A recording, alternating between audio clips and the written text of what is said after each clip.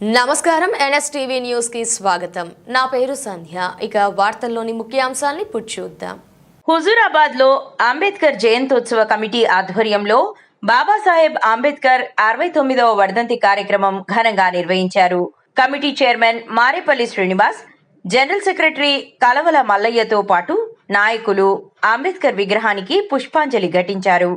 ముఖ్య అతిథిగా విచ్చేసిన ఎస్సీ కార్పొరేషన్ మాజీ చైర్మన్ బండ శ్రీనివాస్ మాట్లాడుతూ, అంబేద్కర్ దేశానికి సమాన హక్కులు, ప్రజాస్వామ్య రాజ్యాంగం అందించిన మహానుభావుడని, ఆయన రాజ్యాంగాన్ని కాపాడుకోవడం ప్రతి పౌరుడి బాధ్యత అని పేర్కొన్నారు.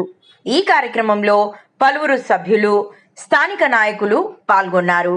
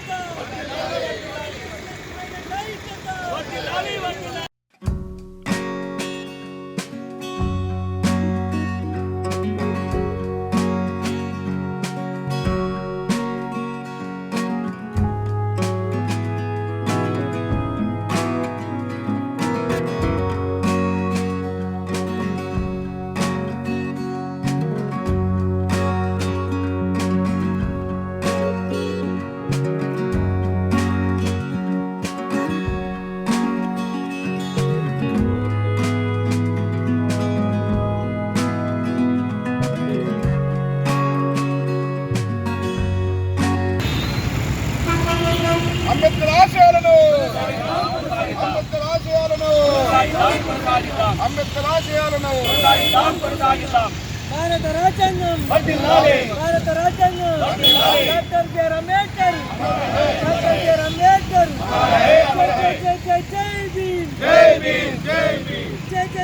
జై భీమ్ డాక్టర్ బిఆర్ అంబేద్కర్ భారత రాజ్యాంగం